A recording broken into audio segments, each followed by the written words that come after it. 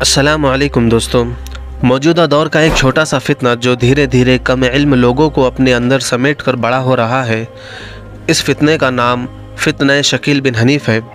कौन है शकील बिन हनीफ़ और यह महदी और मसीह होने का दावा कैसे कर सकता है? आइए इस वीडियो में जानते हैं।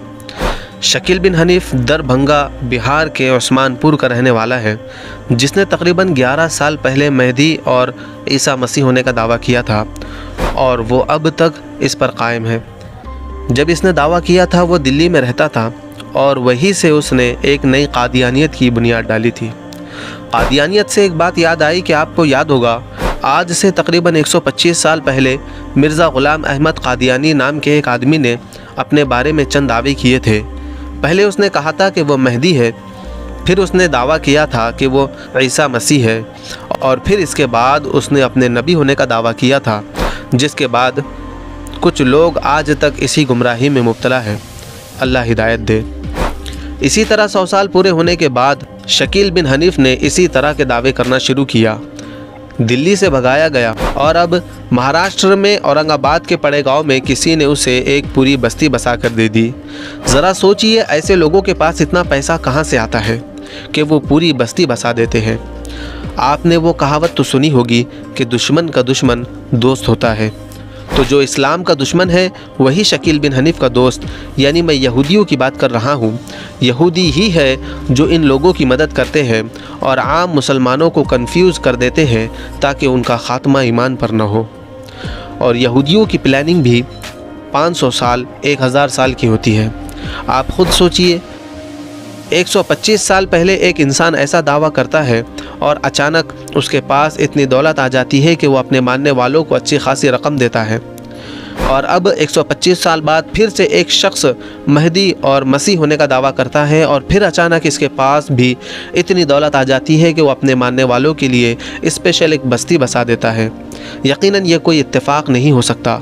मेरी रिसर्च के मुताबिक यहूदी ही है जो इनके खुफिया तौर पर मदद कर रहे हैं। वल्लाहु आलम।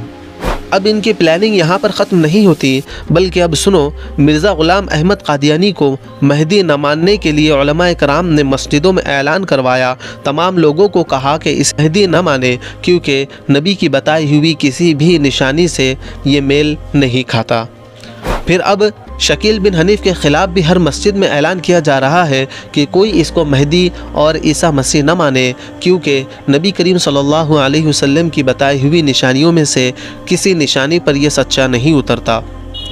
ये सब बातें इन प्लानिंग करने वाले यहूदियों को पहले से पता थी कि उलमाए हक़ मना करेंगे, लेकिन प्रॉब्लम उस वक्त होगी जब वाकई हज़रत महदी का ज़ुहूर होगा और लोग उनको भी मानने से मना करेंगे। ऐसा यहूदी समझते हैं, लेकिन यहूदियों को ये नहीं पता कि सबसे अच्छा प्लानिंग करने वाला अल्लाह है। उस वक्त भी उलमाए हक़ ही होंगे जो सारी निशानियाँ देख कर कहेंगे कि वाकई यही हज़रत महदी है। खुलासा यह है कि हज़रत महदी के लश्कर को अभी से कन्फ्यूज़ किया जा रहा है, अभी से कमज़ोर किया जा रहा है। शकील बिन हनीफ़ ने जो भी दावे किए हैं वो अहादीस और कुरान से झूठे साबित होते हैं। यूपी में लखनऊ में इस फितने की दावत देने वाले खुफिया तौर पर दावत चला रहे हैं और ये लोग किसी आलिम को नहीं बल्कि सीधे सादे मुसलमानों को पकड़ते हैं और ज़्यादातर कॉलेज के स्टूडेंट्स को ये लोग टारगेट करते हैं, उनसे खुफिया तौर पर मुलाकात करते हैं। ये लोग पहले उनसे दीन की बातें करते हैं, फिर अलामात क़यामत का तज़किरा करते हैं और बातों ही बातों में ये उलमा के ख़िलाफ़ ऐसी बातें करते हैं कि उलमा को अलामात क़यामत के बारे में इल्म नहीं होता, उनको पढ़ाया नहीं जाता। तो सुनने वाले को यकीन होने लगता है, सुनने वाला इस शकीली को बड़ा दीनदार समझने लगता है और अब सुनने वाले का ये हाल हो जाता है कि जो उसे बताए वो उस पर यकीन कर ले। इस बात के बाद वो सुनने वाले को ये यकीन दिलाते हैं कि दज्जाल की आमद हो चुकी है। वो अमेरिका और फ़्रांस को दज्जाल बताते हैं और कहते हैं कि रसूलुल्लाह सल्लल्लाहु अलैहि वसल्लम ने तो बताया था कि दज्जाल की पेशानी पर काफिर लिखा होगा। तो अमेरिका और फ़्रांस दज्जाल है और इन दोनों मुल्कों का नाम साथ में लिख कर बताते हैं कि देखो इनके दरमियान काफिर लिखा हुआ है। और दज्जाल की आँख वो लोग सैटेलाइट को कहते हैं और इसी तरह की वो बहुत सी बातें करते हैं और फिर कहते हैं कि दज्जाल के आने के बाद महदी और मसीह को आना था और वो आ चुके हैं और अब नजात का एक ही ज़रिया है कि वो महदी के हाथ पर बैत कर ले। اگر سننے والے کا ایمان کمزور ہوتا ہے تو وہ بیعت کے لیے راضی ہو جاتا ہے۔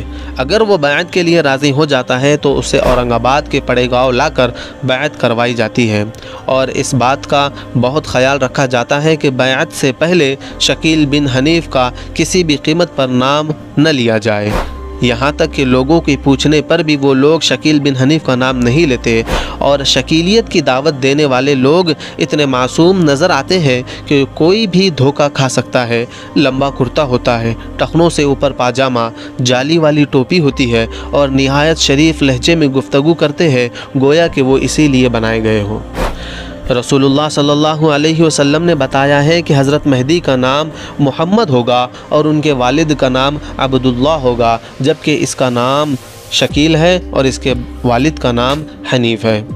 رسول اللہ صلی اللہ علیہ وسلم نے بتایا ہے کہ مہدی آپ ہی کی نسل سے ہوں گے، اور حضرت مہدی کا سلسلہ نسب حضرت فاطمہ تک پہنچے گا، جبکہ شکیل کا اس خاندان اور نسل سے کوئی تعلق ہی نہیں ہے، وہ تو ہندوستانی نسل کا ہے۔ حدیث سے یہ بھی معلوم ہوتا ہے کہ حضرت مہدی روشن پیشانی کے ہوں گے، یعنی گورے رنگ کے خوبصورت ہوں گے، جبکہ شکیل بن حنیف ایسا بالکل بھی نہیں ہے۔ رسول اللہ نے یہ بھی بتایا ہے کہ حضرت مہدی سے پہلے ظلم و ناانصافی ہوگی، اور مہدی ظلم کا خاتمہ کریں گے اور عدل و انصاف کا بول بالا کریں گے، جبکہ شکیل کے دعوے کو 11 برس سے زیادہ ہو چکے ہیں اور کوئی عدل و انصاف نظر نہیں آیا اور نہ ہی ظلم ختم ہوا۔ حدیث سے یہ بھی معلوم ہوتا ہے کہ وہ حکمراں بھی ہوگے، اور شکیل تو چھپتا پھر رہا ہے۔ حدیث سے یہ بھی معلوم ہوتا ہے کہ یہ محمد بن عبداللہ یعنی حضرت مہدی اپنے منصب پر فائز ہونے کے بعد زیادہ سے زیادہ 9 سال تک رہیں گے، جن میں سے 7 سال وہ حکومت کریں گے۔ شکیل بن حنیف کے دعوے کو 11 سال سے زیادہ ہو چکا ہے، نہ اس نے حکومت کی اور نہ ہی اس کا انتقال ہوا۔ اس کے علاوہ حضرت مہدی کے بارے میں اور بھی نشانیاں موجود ہیں، لیکن شکیل بن حنیف کو جھوٹا ثابت کرنے کے لیے اس ویڈیو میں اتنا ہی کافی ہے۔ اب حضرت عیسیٰ علیہ السلام کے نزول کی نشانیاں اور شکیل کے دعوے کی حقیقت۔ شکیل بن حنیف کا دعویٰ ہے کہ وہ مہدی بھی ہے اور عیسیٰ مسیح بھی۔ مہدی ہونے کا جھوٹا دعویٰ ہے، وہ تو ہم نے بتا دیا۔ اب مسیح کے بارے میں قرآن اور حدیث کیا کہتی ہے، غور سے سنیے۔ حضرت عیسیٰ کے بارے میں حدیث میں بتایا گیا ہے کہ وہ آسمان سے اتریں گے، جبکہ یہ شکیل بن حنیف اپنے باپ حنیف کے یہاں پیدا ہوا ہے، آسمان سے نہیں اترا۔ ایک حدیث میں رسول اللہ نے ارشاد فرمایا کہ اس ذات کی قسم جس کے ہاتھ میں میری جان ہے، تم میں ابن مریم انصاف پسند حکمراں بن کر ضرور نازل ہوں گے، صلیب کو توڑیں گے، یعنی حضرت مہدی کی آمد کے بعد سارے عیسائی مسلمان ہو جائیں گے اور صلیب کی عبادت ختم ہو جائے گی، خنزیر کی نسل کو قتل کر دیں گے، اور مال و دولت کی ایسی فراوانی ہوگی کہ کوئی صدقات قبول کرنے والا نہ ہوگا۔ اس حدیث میں جتنی بھی نشانیاں بیان کی ہیں، ان میں سے ایک نشانی بھی شکیل بن حنیف میں نہیں پائی جاتی۔ قرآن میں سورہ نساء کی آیت نمبر 159 میں فرمایا گیا ہے کہ حضرت عیسیٰ کی وفات سے پہلے تمام اہل کتاب مسلمان ہو جائیں گے، اور شکیل کے ہاتھ پر اب تک ایک بھی عیسائی مسلم نہیں ہوا۔ اس فتنے سے کیسے بچا جا سکتا ہے؟ آپ کو اپنی بستی کی فکر کرنی ہے۔